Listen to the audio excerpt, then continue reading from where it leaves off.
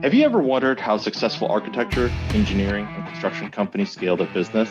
Or have you ever wanted guidance on how to get more growth, wealth, and freedom from your AEC company? Well, then you're in luck. Hi, I'm Will Foret. And I'm Justin Nagel, and we're your podcast hosts. We interview successful AEC business leaders to learn how they use people, process, and technology to scale their businesses. So sit back and get ready to learn from the industry's best. This is Building Scale.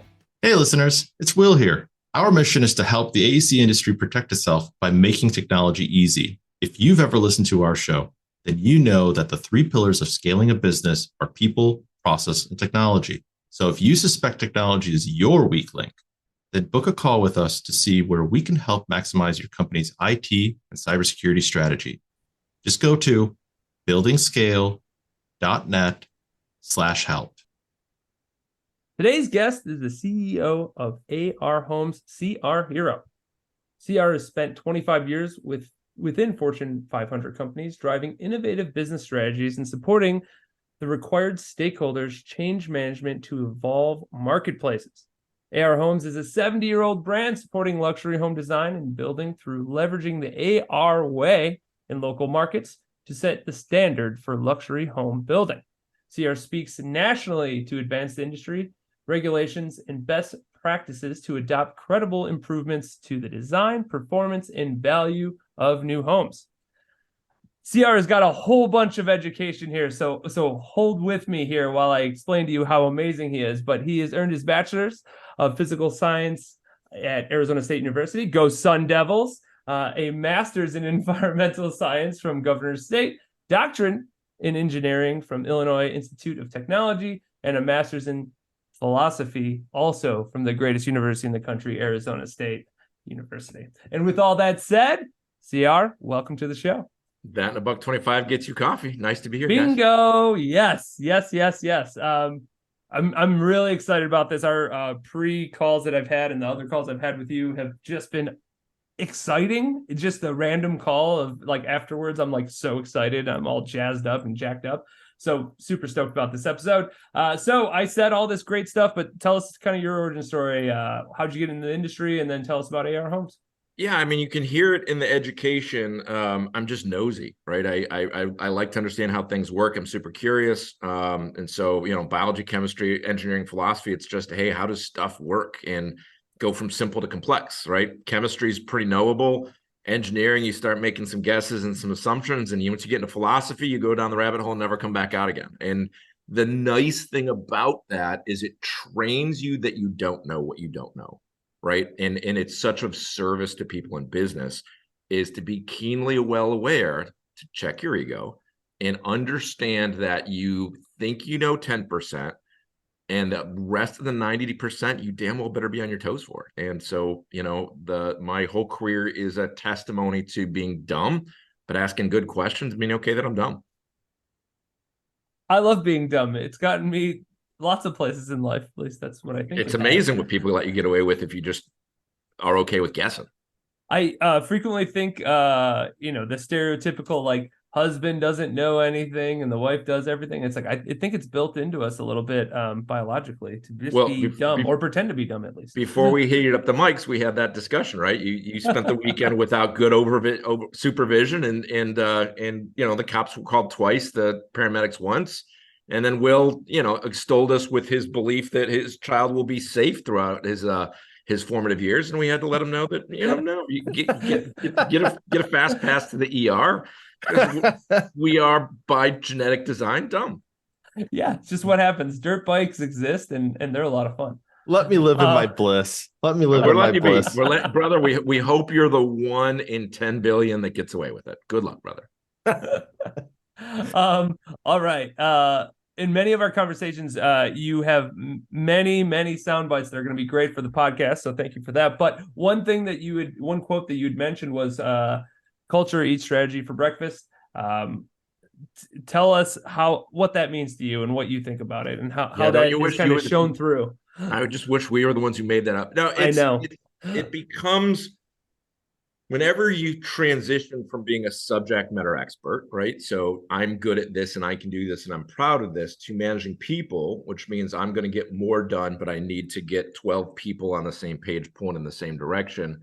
You quickly start to understand that transparency of intention, that collaboration, that coordination, that becomes everything. And so that's the foundation of a good culture, right? Is trust, alignment, shared vision, shared purpose, clarity that each subject matter expert contributes something different and it's not threatening to the other people that can be good at something different. All of that to create a safe, productive, high performance, accountable team is something you just struggle through from when you first are allowed to start playing in management till, the time you get the opportunity to run companies. And the longer you do it, the more you realize that your best ideas don't mean anything unless you execute them well. And that was my big shift is I went into management because I got really clear that I can only do so much as an individual contributor. And, I'm an introvert, right? I would sit around and hang out with my bulldogs and work remote all day, but I need a culture and a team to accomplish the change that I believe is possible in this world. And so you get into culture pretty quick. You get in and understand that 50 people or 50 different people each Monday, and they're going to be different people that Tuesday.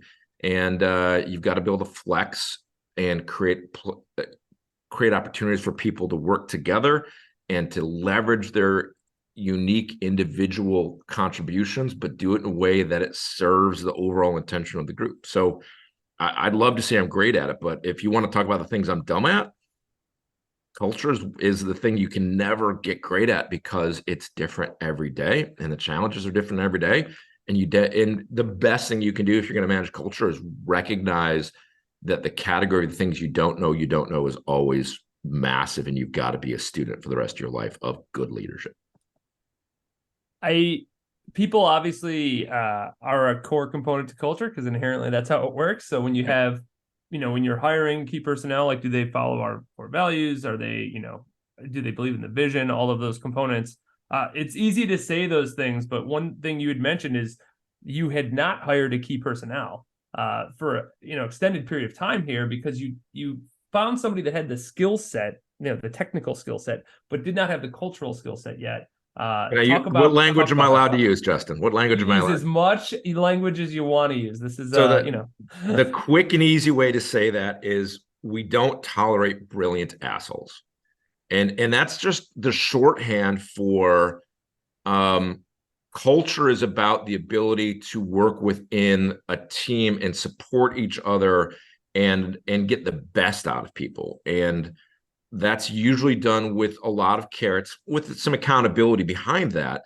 But if somebody just comes in with a big stick and a chip on their shoulder or worse, thinks they actually know answers, you can ruin that trust and collaboration and teamwork so quickly. And so I came in and we were 6 months out of having a key person. So one of my priorities in taking this position to run AR Homes was to fill that vacancy.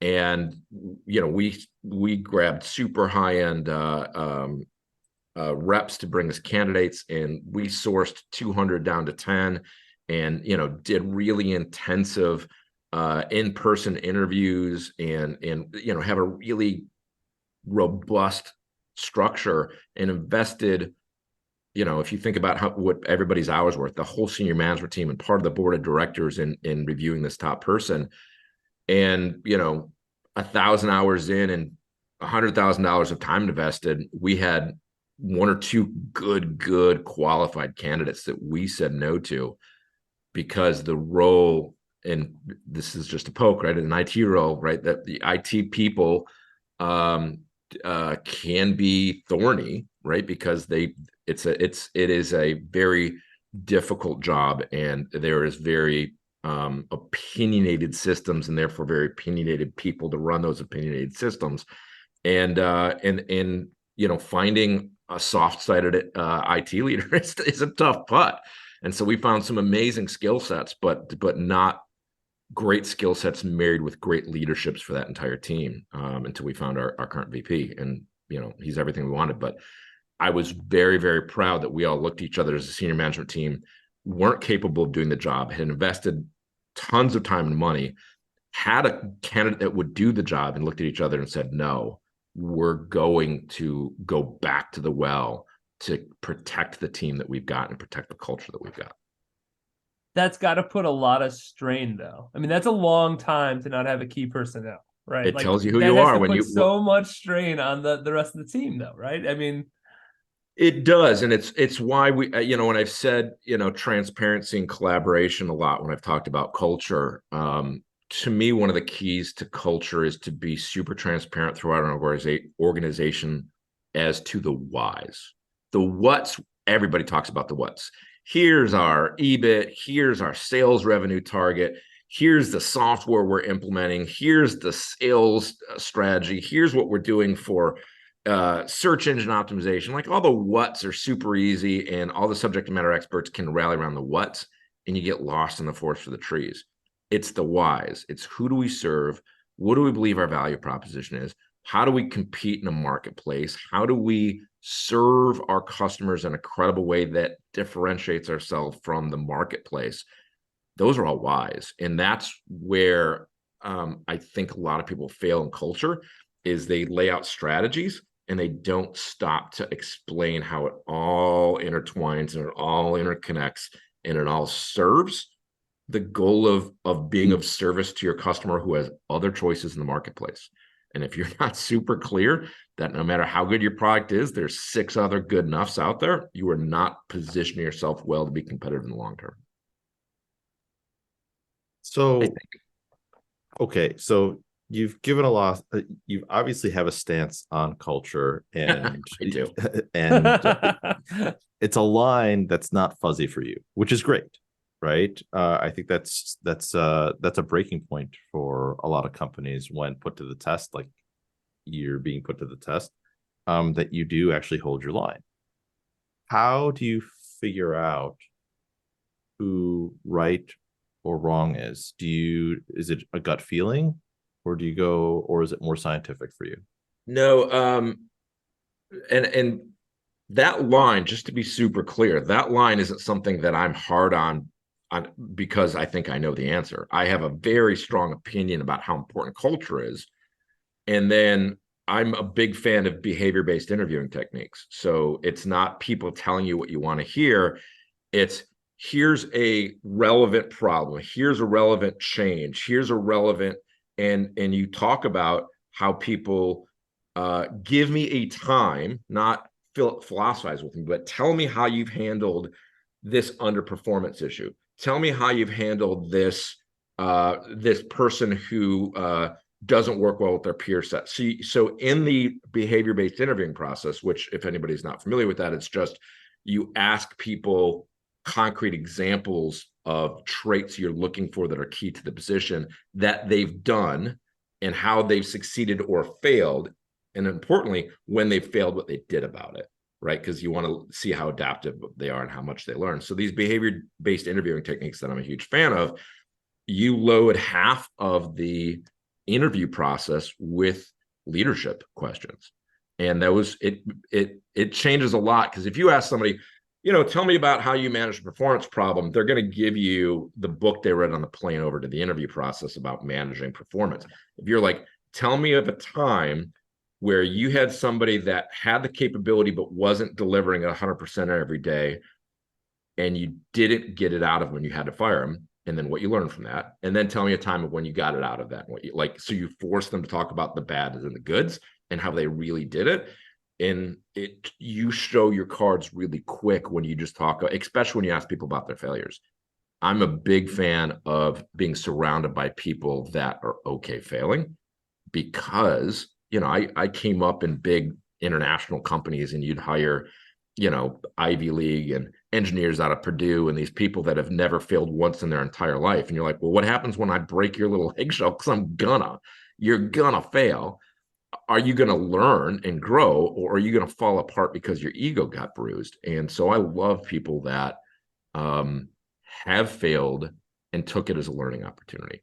So that's a bit of culture, but more importantly, lacing your interview process with how you deal with peers, how you deal with your bosses, how you deal with management, and really getting people to talk about their challenges and their wins and losses, to me, gives me a lot of insight about how they're going to work within the culture. And then I know what my culture is. I know, make mistakes, try to make them once, not twice, learn from them, do root cause analysis, solve the root problem, grab people that are smarter than you, work through teams, work across departments, acknowledge failures, right? I mean, there's things I want to hear from people. And we all know there's lots of really good leaders that start with their ego and end with their ego. And I'm not that person. I'm lucky, and I self-selected myself to be in a service-based industry. You build people's homes where they take care of their kids and they rest after a tough day, and it's their biggest investment of their life. You damn well be a servant leader and postured to make their lives better, not to serve your ego. And me and my team, I'm super fortunate to do that. Have you done any personality tests? Yeah, we've pre-talked about all this, and you're gonna make me tell what flavor of strange I am is what Will wants to hear from me. We love strange. We're We a love big weird. fan of strange. Yeah. So what flavor of weird are you? So I laughed. So I'm an introvert, right? And when I'm tested, if you do like Myers-Briggs, and I love Myers-Briggs, I'm an ENTJ, which is the classical executive, extrovert, thinking, judging. I don't remember what the N is, but it's something. I'm this very arm's length, rational, intuitive. Is it? No, Yeah. that's not. That's N. not. That's N. Is it? Yep. Oh, I'm intuitive. What, intuitive? Would Yeah. it be intuitive? Hey, Well, that's I for don't know. introverts, so they had to use a different letter. Correct. Okay. That's right. So what's fun about that is because I am as introverted as people come, but I'm so clear that a good idea doesn't do anything unless you execute it well, that I fake being an extrovert so much. On Myers-Briggs, I come out as an extrovert, and it's just because being an introvert in business doesn't suit me. In my personal life, like I've got 3 friends and a bulldog, right? I'm very introverted, but professionally, I'm more than happy to be on a stage, extolling the strategies and the opportunities for the team to create value and to have great careers, because if you don't, they don't get aligned and you don't get those opportunities. And being a change agent, like, you have to enable people to feel safe and to embrace change, which is the last thing people want to do. So in Myers-Briggs, the cool thing about, if you really get into it, and I was luckily, I worked for a big company called Lafarge. It's a big international French company, and they really invested in their junior managers, and I was a junior manager there. And they invested and sent you to Duke University for a couple of weeks and just cracked your skull open and looked inside and gave you tools to deal with other cultures, to deal with other personality types, to understand who you are and how people see you and how other people are different and how you can help work with them. And Myers-Briggs, I think, is, DISC is good. Myers-Briggs is good. They did this one thing with it. I don't even remember the name of the test, where they just tested you on how much you change when you're comfortable and when you're not comfortable. And it just kind of lets you know, under stress, this is what your people are going to see from you. This is what your peer group's going to see from you. Do you want that? And as you would imagine, I'm super responsive because I'm a big nerve. And so on a good day, I'm a different human being than a bad day. And the bad thing is people know when I'm having a bad day. The good thing is people always know I'm genuine. Like, nobody ever has to guess about who I am, because I share it openly with everybody that's in my circle, and the cashier at the grocery store and the person taking my coffee order. Transparency. Anyway, yeah, transparency. Well, that's the way we'll spin that. But the cool thing about some of these is, like, if you just read what ENTJ is, there's a lot of a-hole CEOs that are ENTJs, right? Because it's this very arm's length, bureaucratic, I'm sure some of the most biggest tyrants that are running corporations that people hate are ENTJs. It's the prototypical CEO personality trait. And so you could be really distressed. But if you do Myers-Briggs right, there's all sorts of subtleties. Like here's how your personality works, but here's the way you're being an E, here's the way you're being an N, here's the way you're being a J, right? There's an application to that. And the good news that makes me sleep well at night is I'm an ENTJ, but I really care about my people. I really care about the human beings that have families and that depend on the company that you're responsible for fiscally to take care of their medical bills and to buy themselves dinner. And I, that certainly resonates with me. I really do care. And it really does weigh heavy on me, that responsibility. And honestly, I think if it doesn't, like if you don't lose sleep because you're responsible for people's lives, get the hell out of management. You're not supposed to be there. So those are some really great insights.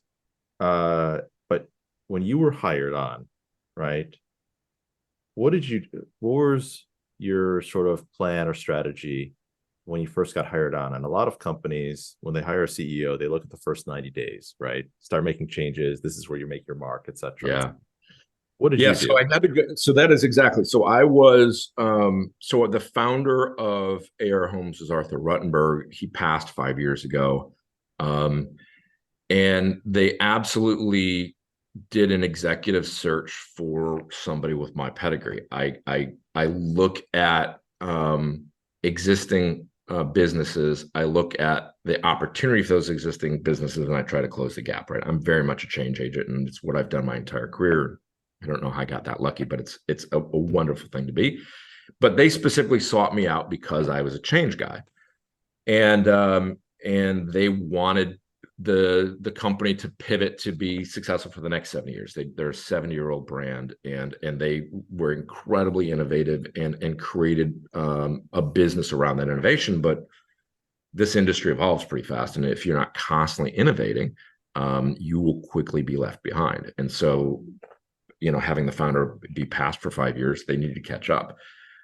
Having said all that, and having them hired and expected me to really drive a new vision for the company, it's a strange company. It's the leading luxury home brand in the United States, and it franchises its builders. So it's a brand and a design house and subject matter experts that we call the AR way, right? There's a way, but as opposed to like what I came from, which is there's a corporate hub and then there's divisions. There's a franchisor and then there's franchisees, but it works very much like a corporate hub and divisions where we support and enable best practices, and we leverage brand, and we every builder, if there's a dozen key core competencies they have to have, they've got 8 of them, and those 8 offset the 4 weaknesses they've got, and their 4 weaknesses are different from builder to builder. Our job is to be that source of supplementing the weaknesses. And so it's a really quirky, unique approach to business, and it's a 7-year concern, and it's a bit of a golden goose. And while it absolutely needed and continues to need to evolve in strategy and in service and in interacting with customers in a credible way as they've shifted, especially post-COVID in this space, I sat on my hands for 90 days and opposed to running in and doing all this change, and listened and did a listening tour with the builders and spent time with the staff and asked a lot of dumb questions and got in trouble with the board, quite honestly, because they're like, hey, we hired you to change anything, and you haven't changed everything. And the answer is I didn't understand the value proposition well enough. I didn't understand the receptivity of change, and the things that were obviously broken were fundamental to the business, that when I started changing that would change our ability to execute.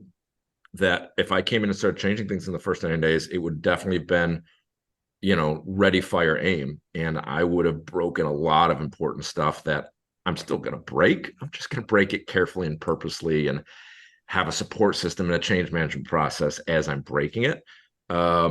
but yeah, it's tough on somebody like me who is wired to be very receptive to change and is rewarded by it and got hired and is looked at by my board of directors as the source of how can we make this company what it needs to be for the next 70 years right now, to sit and not do that.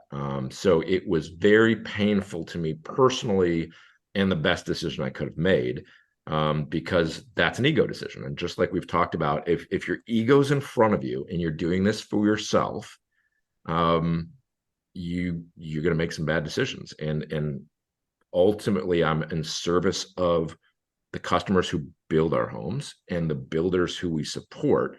And the right thing for me to do is listen to them until I had an educated enough opinion to understand what to change when, and then how to change it. And I'm still going to mess it all up, but I'm going to at least be a little more eyes wide open, a little more proactive as I break eggs and make omelets. That's like if you need to get your arm or leg broken, you want the doctor to do it, don't do it in your garage. Like, oh, I need to re-break the arm to set it or do whatever it is. It's like, yeah, it's better if you use somebody that actually knows what they're doing in comparison to your brother. At least that's what I found. I agreed. I had a doctor break my jaw, and so it went better than just taking the left hook in the bar.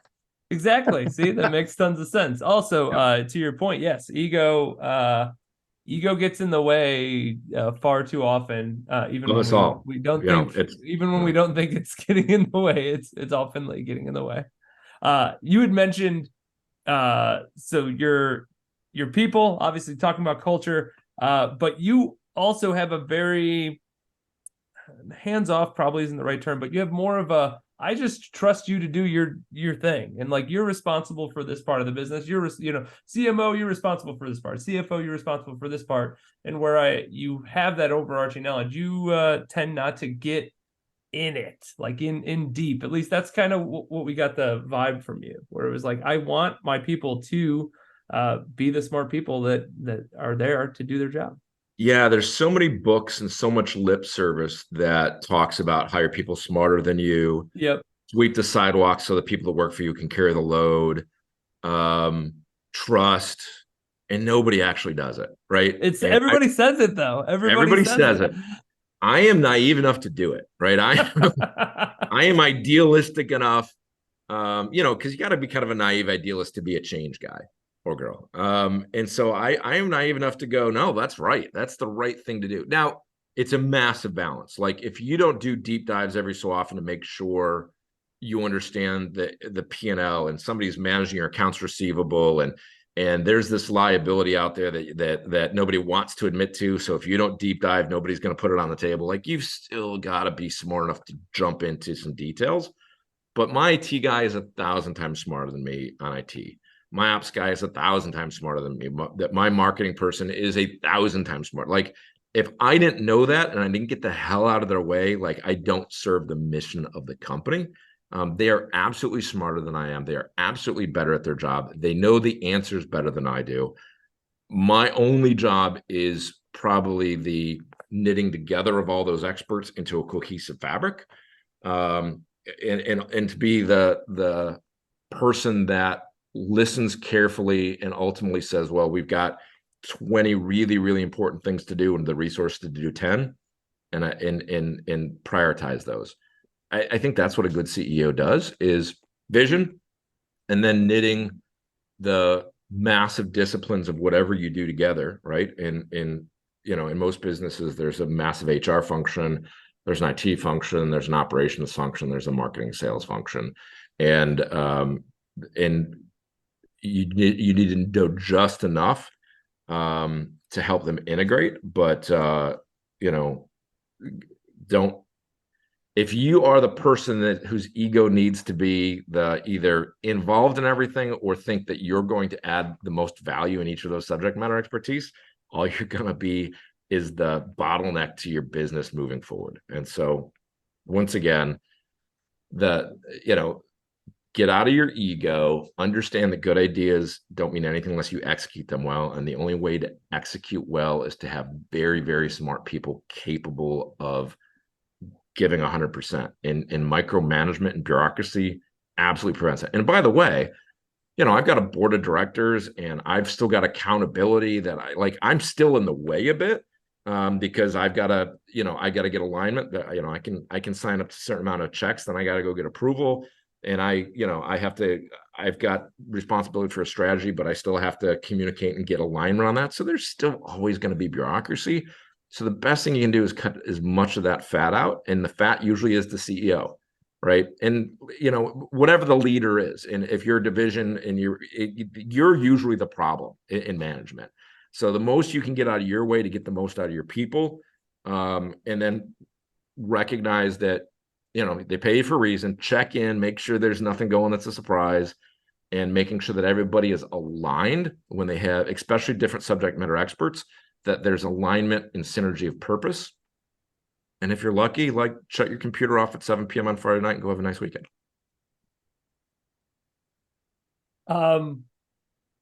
Yeah, all of that, yes. It's all. I took down a bunch of quotes for, as I build out content for this episode. I'm like, oh my god, this is never ending. So, I hope our listeners are taking it in. If not, re-listen, go back, rewind, listen again, rewind, listen again. So we talked about culture ad nauseum. So what about processes? Obviously, change management, being a change agent, requires process to be in place, or new processes to be built, or new technologies to be installed, all kinds of different things. Take us through some of that. Obviously, you get the right people in the right seats, doing the right things at the right time. Now, how do you get these processes, especially coming into a 70-year-old company that has processes? It's not like they don't. They have some. So obviously, coming in, changing those. And what does that look like when you're trying to instill new process? Yeah, there's probably two really important pieces in different buckets. The process, and you can tell I love to steal and plagiarize good ideas from other people. Like the process is hope is not a strategy, right? That anytime that you just think that this employee gets it, this customer gets it, that it's intuitive why we'd roll out this new software package, that it's intuitive why the sales agent would adopt this change in the way they interact with their customer and leverage this new CRM, right? Like anytime you think that that's the case, that's hope is a strategy.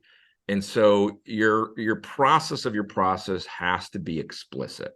Like if this is what success looks like, write it down. That's why we call it the AR way. We write down, this is what our customer journey, optimal customer journey should be.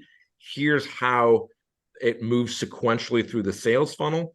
Here's where we learn. Here's where we document. Here's where we fill software. Here's where the software directs us. Here's where we follow up, right? Like all the things that are in your subject matter experts, they've got to get written so that it's a recipe that you could hand it to somebody that's never done the job and have the same amount of confidence that it gets executed as you've got giving it to the people that have done it for 30 years, because you know that they've got certain capacity, or at least you hope they do. So processes has to be explicit and written for a complete, naive, unskilled person, especially because the second part is when you're changing, even changing to better has a ton of resistance because people feel safe, which is a core human need, feel safe in doing things that didn't get them in trouble before.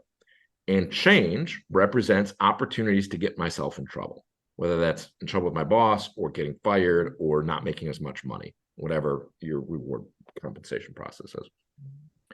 And so changing, often the mistake of people who do change is they leave the old way in place and they just start trying to bend it down to the new path.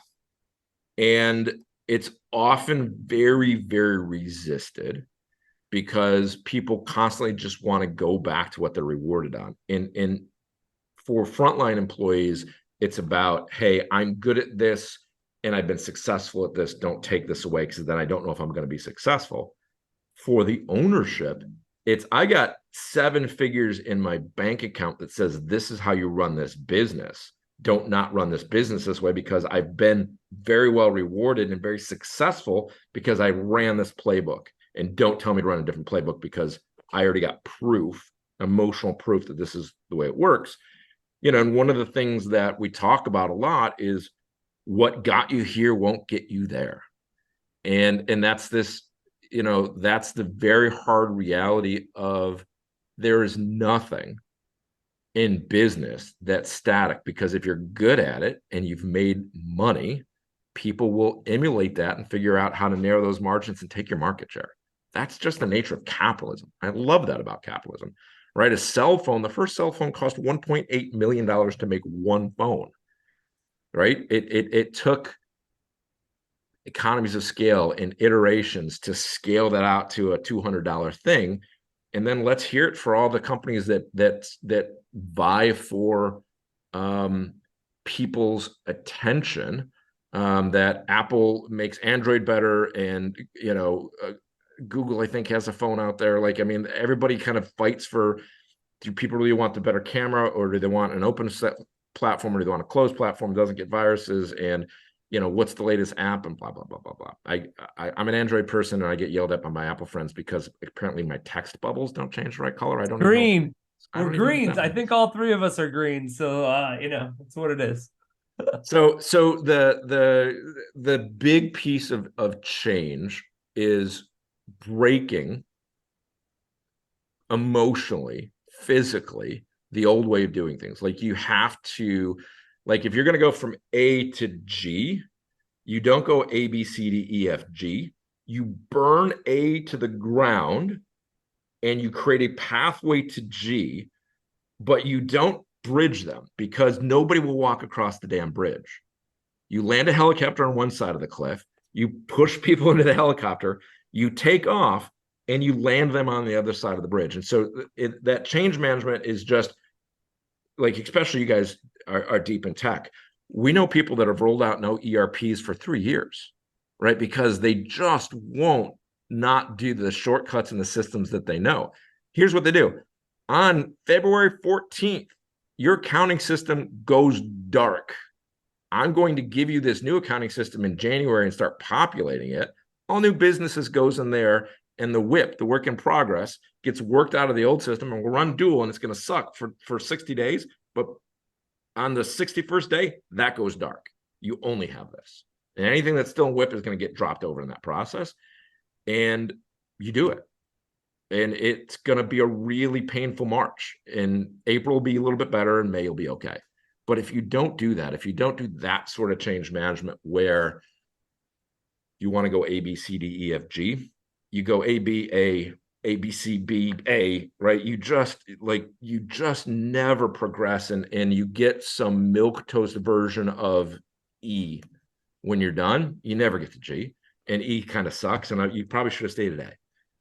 Burn it down, develop the change management process, and force the change.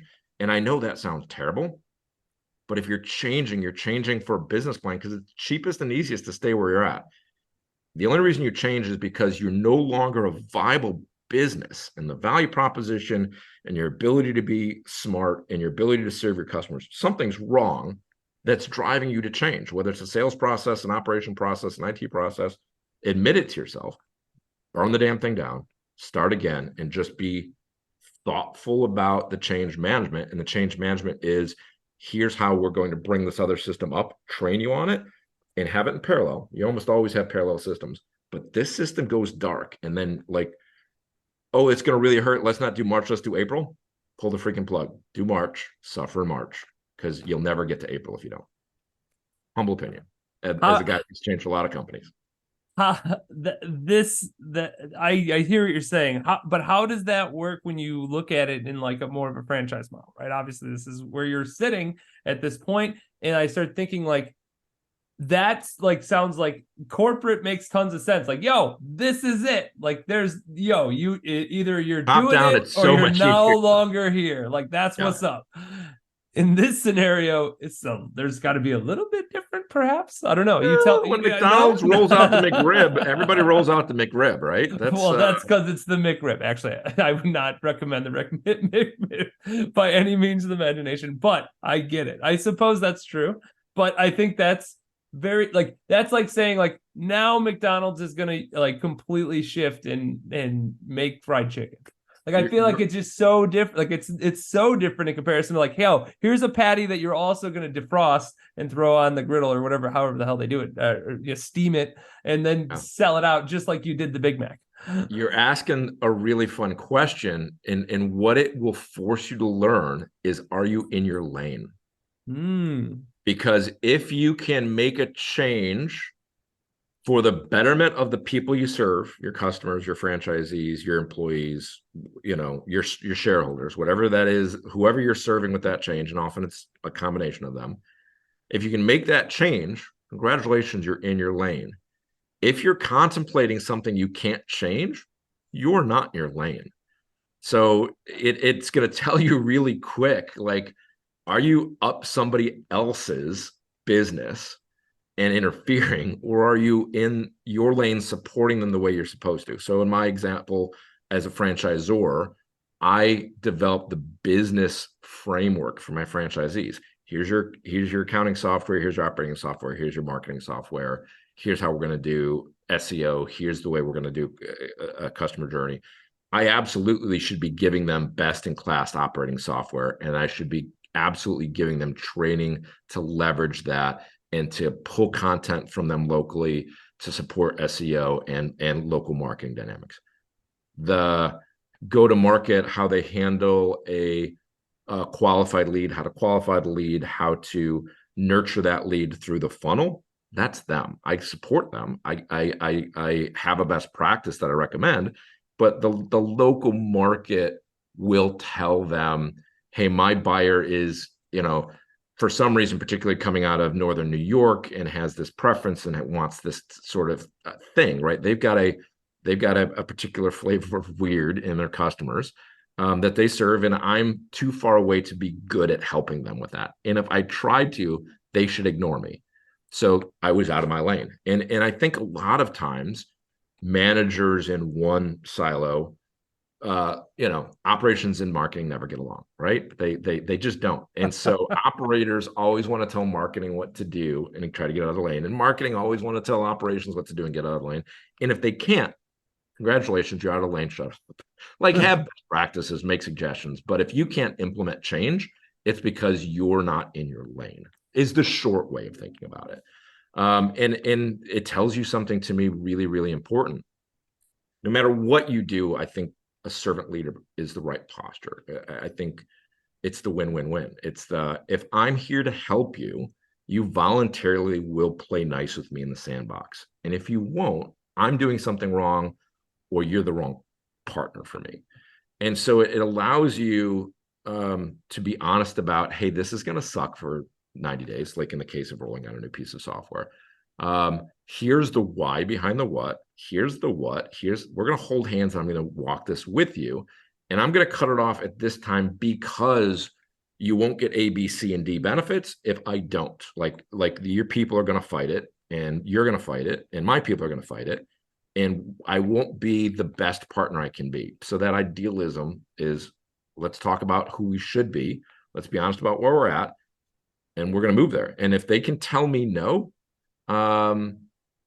then I'm probably not in my lane. I'm sure there's an exception to that rule where I should be doing something and my builders can absolutely go AWOL on me. But if that was the case, I would actually handle that structurally. I would change the nature of our business relationship, because if I can't be of service, I shouldn't be in this business. I think. Once again, I've been guessing for the last 27 minutes of this conversation. Stop being a philosopher and just say what you say. Burn it down, make the change. There we go. The change. There we go. Okay. So part of so you guys make luxury homes, and around the process, we talked about in the pre-interview around changing people's mind and like the type of questions that you have to ask, right? Commercial versus residential mindset. And about sophistication. Yes, I was sophistication. like, how much was I drinking when I was talking to Will last time? I don't even know what he's talking about. Yeah. Yeah, that happens. That does happen. I can confirm to that. So there's 1,000 examples of this, but let's just talk about the average. I try to get out of my own damn way, which is me being clear that I'm not my customer. So I create a caricature, which serves me, but you've got to be careful with it because you have to know it's a character. I created a character named Susie, and Susie is the decision maker in a luxury home buying process. She's 52. She's got 3 kids. They make this kind of income. Like I know who Susie is, and Susie makes way different decisions than I do. And so serving Susie is about understanding, how does Susie go to market? Why does Susie go to market? What does Susie see in the market? What does Susie wish she saw in the market? And how can I play to be the best choice of the choices for Susie? That's a core voice that allows me to be out of my way. And I'll get back to your question about the difference between residential and commercial in a second. And then there's a second gut check, which is I not only kind of think about Susie as my customer, I also think, what would I do if it was my grandmother? And I do that because innately my grandmother doesn't know all the crazy biology, chemistry, engineering, philosophy, doesn't know all the building science, but I love my grandma. And I know my grandma, if she was going to buy a new house, could live better, like design, durability, health, resale value, right? That as a subject matter expert in homes, I know I wouldn't buy from that builder. I would buy from that builder. I'd tell that builder to do this. Like, Lord help the people that, I built a custom home and nobody wanted to work with me on that, right? Because I'm very opinionated, and it's rooted in 20 years of being in the industry and being kind of a building scientist. So I have these two kind of background gut checks. Who's Susie? And am I serving Susie? And what would I tell my grandmother to do and to ask about? So I think about that as a trusted expert who cares, right? And those are really important, right? So trust is about, have I given them a reason to understand that I'm there as a servant, and their interests are equivalent or more important than mine? Expert, can I actually bring something to the table besides 2 winks and a snap that hey, don't you want to buy a luxury home for me today, right? The used car salesman thing. And then the cares is, am I doing it for the right reason, right? Am I doing it because here's a better choice? Spend 50 cents and get $2 of value. Don't spend $2 and get 50 cents of value, right? All that stuff that you do because this is what you tell your grandmother to do, or fill in the name of the people you take care of. So that's the posture I take. And it's difficult because Susie is bombarded with lots of stuff that are very first cost, fit and finish. And she saw this kitchen in this magazine, and she saw this dining room on House, and her friends got this cool 2-story fireplace. And so she's got this collection of wishes and hopes and dreams for her home. And not all of them reflect, hey, what are our trades capable of? What is that hanging inverted corner inside your house that opens to open space that's 10-foot glass sliding partitions? What does that cost you in steel work? That is a $200,000 corner. Is it worth $200,000 to you, or can we put a 6x6 post in that corner and it's now a $20,000 corner, right? Is that worth is not having that 6x6 post worth $180,000 to you? That's a real example, by the way, right? So those are the sorts of things where, a commercial operator, somebody who runs commercial real estate, thinks in operating cost. I'm going to spend more money on the better air conditioning system because it costs me 20% less in operating cost, and therefore the return on investment, it's going to last me 20 years. It cash flows in 7 years. So I get 13 years of benefit from making a smart, informed decision. I'm going to put in these dual pane argon-filled low-E windows. I'm going to pay for an extra 2 inches of insulation. I'm going to go from 2x4 to 2x6. I'm going to put in a metal 50-year roof instead of a bituminous asphalt a 15-year roof because I'm going to be here that long and I'm going to make these decisions. Or when I resell this house, these investments that when you build it right cost me 50 cents and cost me $5 to rehab it. And the market is growing to appreciate this aspect: energy efficiency, health, durability, right? Post-COVID, a lot has changed in the way people interact with their homes, whether it's embedded technology, whether it's durability and particulate control and mold attenuation or fresh air management. Like there's all these peripheral stuff that are coming into the market that commercial kind of are the early adopters of the ROI stuff. The, hey, SEER factor in HVAC, which is seasonal energy efficiency rating, right? That higher SEER is a smart business decision. These low-E windows are a smart business decision. This more durable material in my counters and my paint and my, this is smart.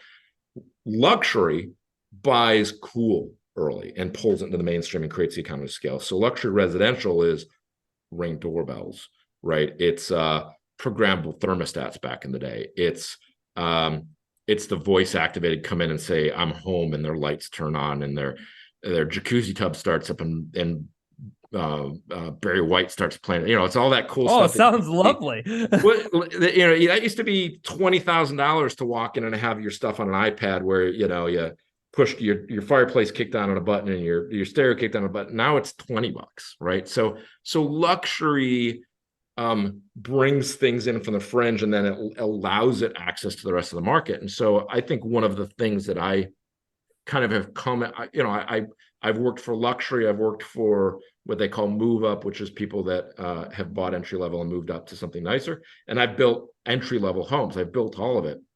And having primarily a influence position in the industry at luxury, I'm very keen on helping these economies of scale make good decisions for what I'd want my grandma to be able to afford at entry level move up, by creating awareness and economies of scale into that industry. So it's a fun part about being in luxury and being a building scientist is I can work with our supply chains who don't, luxury is super fragmented. Like most luxury, $1.4 million builders build 3-4 houses a year. And so their audience, the supply audience, is like, it's super difficult for them to pull these, polyurethane spray foam insulation back in the day, or these luxury components that higher end would differentiate and afford into the market, because they're doing it onesie twosie. Where AR Homes is a brand, we build more luxury homes at that price point than any other brand. And so it's an honor and a responsibility for us to be thoughtful about that and how we can create both value for our buyers, but also evolution for our industry. And so nothing makes me happier than to participate in our industry closing the gap between what we are and what we could be. Because what we could be as an industry is so substantially better than what we actually are, right? Cell phones evolve pretty quick. Even cars are evolving pretty quick. But homes and buildings, because they last so long, right? 150, 200 years, people make that decision every 7 to 10 years on average, which means that it's not something that they're looking for innovation from. And because it's at an emotional kind of Maslow hierarchy of needs in the safety zone, they look at like, what made me feel safe in my grandma's house? What house did I grow up in? And so there's this pull against innovation because of the way Susie buys homes to feel safe and to raise their family in isn't forward-looking, isn't innovative. It's emotional, it's core, it's nesting. And so I've got to, if I'm going to make them get better, I have to lean into telling them stories of what great looks like and hoping to inspire them to make those choices. And commercial does that fiscally, and residential tends to do that through stories of better. People are still competitive. They still want to live better, especially at this price point.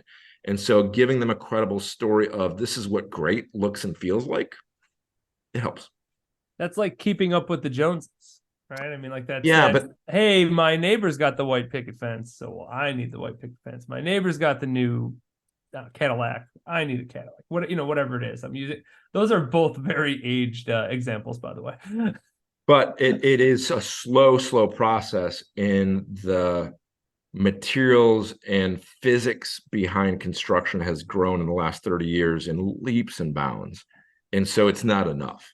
The Joneses are why we still build. I think the most generous category you could think of homes is they're probably what we should have done in the mid 1970s, what we're building today, right? We're at least 50 years behind. And that's generous, Wow. because if you look at a picture from the 20s and the picture from 2023, the only difference is one's in black and white, and it's an older pickup truck in the front yard. The framing, the strategy, the materials, the architecture, it's really, really similar. And please show me your show me your communication device in the 20s to your communication device today, right? I mean, look at the car and its capacity, right? I remember, I'm old enough to remember being poor and having an older car and going and get a rental car for business and travel and have cool things like a backup camera and then a Bluetooth where my phone would talk to the car and it'd play my own music and it'd answer hands-free. Like, that was crazy innovation. Now, like, it's ridiculous not to have that at the lowest cost entry level car. And so there's these drivers experientially for people to evolve and adapt to embrace a better quality of life in almost every market position except the most expensive one, which is real estate. So it's an amazing opportunity of amazing frustration for somebody involved in shepherding the change, to inspire people to make more informed choices like they were my grandma, to demand better for their families. So I'm in the fight, but we have a lot of work to do. I think I think that the backup camera might be like required at this point. Like I don't know if they make cars without them now, but that change happened real quick. Like that was not that long ago that most cars didn't, and now they all have it. So that makes tons of sense. It's a lot of mindset shifts. That's essentially what you're saying as the change agent of housing, Dr. Change Agent of housing. It's a lot of mindset shifts, not necessarily just the buyers and the Susies, right? But also like all the people that like you're obviously engaging with in the company, as well as and then in the industry, that obviously you have a bigger message for that. Which and what's so powerful. Anybody that's in the industry, that's in the supply chain. So the HVAC manufacturers that can make an air conditioner system that senses occupancy, that measures its maintenance, and can send an alert to your HVAC technician that your air filters are dirty or your charge is low, or like the things that everybody out there, whether they're selling faucets or HVAC systems or water treatment systems or 2x4s, are shaking their monitors right now because they know that they've got these amazing innovations they can't get in the marketplace, because there's this paradigm of, to make it cost effective, I need to build 10,000 houses a year with this. To build 10,000 years, I need to make it cost effective, and I can't break that. And it's because our industry doesn't do it. And what needs to happen is people like me, or the big boys in the top 10, need to commit the volume to create the innovation. I mean, that's how Apple did it. That's how Chevy did it, right? It's the only way those innovations happen, is they committed the volume to building what we should. I built a house out of insulated concrete forms, ICFs, bulletproof, 1,000-year structure, airtight, watertight, the most amazing way to build a building ever. Isolated, insulated thermal mass, which means it drastically reduces heat gain and heat loss, and it does crazy things for physics, crazy things structurally, super impressive. Absolutely is a building science the way you build a home, and it's cost neutral if it was sold and installed by skilled trades at the same rate lumber is. It would be the same cost to get literally 10x more performance, 10 times. And the only reason, and it's been around for 20 years, the only reason it doesn't exist in mass quantities is awareness and people demanding better. And it's, to your example, like, people, once they got a backup camera and didn't have to really guess and hope when they're parallel parked, They demanded it.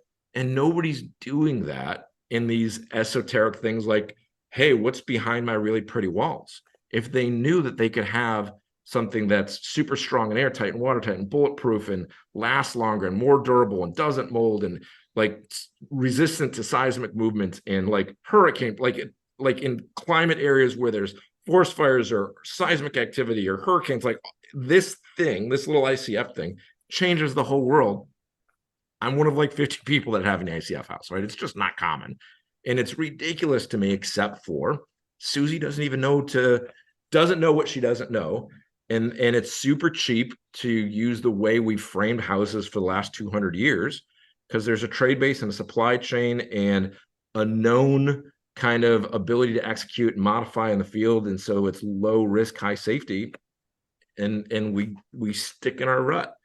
And my job is to figure out how to solve that. I can't wait to see this bunker, by the way. Oh, come on. It's the prettiest bunker you ever see, by the way. I bet you it is. On top of the mountain looking at Seattle. It's love it. Love it. All right, CR, Doctor of Change. I think that's what we're going to start calling you. I will answer to it. Our time is running low, so we've got to go to our last question. If you were to go back in time 20 years, what would you tell yourself? So as a philosopher, I don't think about that all the time. The first answer is my whole life, I always wanted to start over. Like, just let me keep my brain and start over. Like I do so many different things, right? I'd have so much different adventures. I'd avoid so many mistakes. And my first short answer is now when I do that, I'm so grateful. And I've made terrible mistakes, and I've had, I was raised like a raccoon. Like, there's lots of pieces of my life. But like, I am so grateful for the position I'm in now and the opportunities I've had and the life I've got, that at that kind of philosophical level, I won't want to change anything because I'd never land here, right? And I couldn't. And as soon as you change your trajectory, I can't imagine having a better life than I have today. So I am incredibly grateful. And I'm more than willing to do all the silliness that I've done and make all the mistakes that I've done and suffer as much as I've done for my stupidity to be who I am and have what I've got today. Like, I'm super lucky. So having said that, the thing that I've learned the most in the 10 years. So 10 years ago, I would have been working for Meritage Homes. I was the vice president of innovation. I worked for a guy named Steve Hilton, who founded Meritage Homes, who grew it from a luxury custom home builder in Scottsdale to the 7th largest production home builder in the country. He was incredibly smart, and we butted heads constantly. Like, we had a very tough relationship because I was the change guy and he was the CEO, and I didn't understand what being a CEO was. And so, like, I was pushing for change. I was pushing for innovation. I was pushing to get Susie the tools to make better choices. And if you look at Meritage's trajectory while I was there, they did amazing things, and they shouldn't have let me do half the stuff I did. I did crazy stuff with Meritage. We did deconstructed homes and walked people through the skeleton. Like, we did crazy stuff. I loved it. But I didn't understand culture and leadership and the broader, I was a hammer and everything was a nail. And I've, it's, you appreciate your parents after you become parents. I appreciate that CEO after I become a CEO.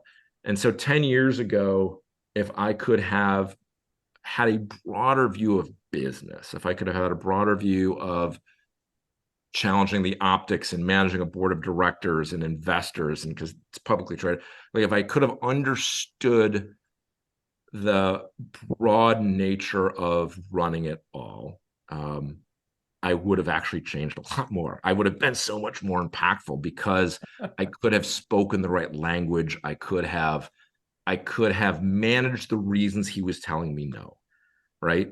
And so to kind of wrap all this stuff up, the best thing you can do if you want to make the world a better place is to set down the picket sign, put on a suit and tie, and walk inside and shake the hands of the HR person and get involved with the business, because it's changing the business from the inside, from understanding that you have to, I tell this to my people all the time, I've got to protect the ship so that you all have something to cross the ocean in.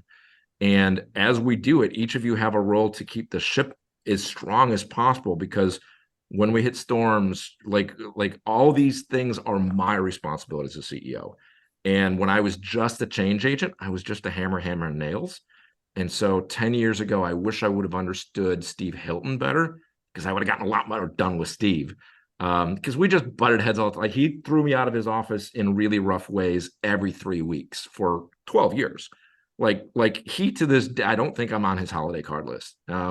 Oh, sad. I If love you're him. listening, you gotta get CR back on the Yeah, holiday yeah. list. I Come love on him. now. I think he respects me, but I was a pain in his ass.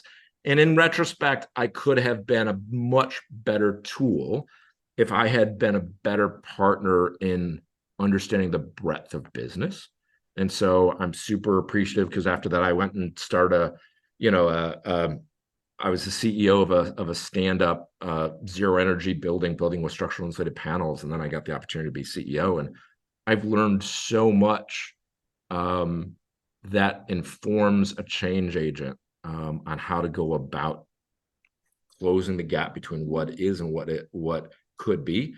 Because you've just got to understand as much as you can about HR and finance and marketing and operations and customers and supply chain as possible. Because the more you can run a business, the more you can change a business.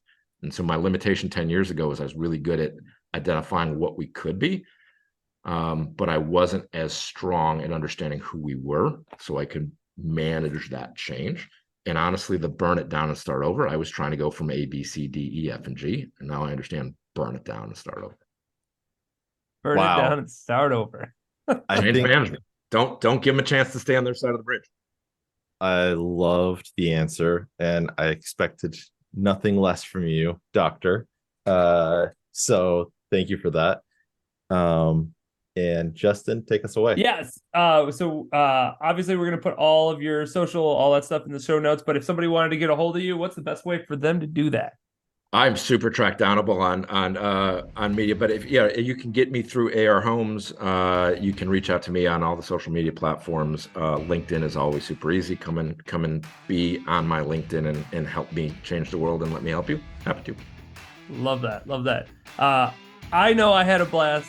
This was tons of fun. Will had a blast. CR, you're smiling, so that must mean you had at least somewhat of fun. I do it again anytime, brother. Awesome. I hope our listeners had just as good of a time. And until next time, adios. Thanks for listening to Building Scale. To help us reach even more people, please share this episode with a friend, colleague, or on social media. Remember, the 3 pillars of scaling a business are people, process, and technology. And our mission is to help the AEC industry protect itself by making technology easy. So if you think your company's technology pillar could use some improvement, book a call with us to see how we can help maximize your IT and cybersecurity strategy. Just go to buildingscale.net/help. And until next time, Keep building scale. Scale.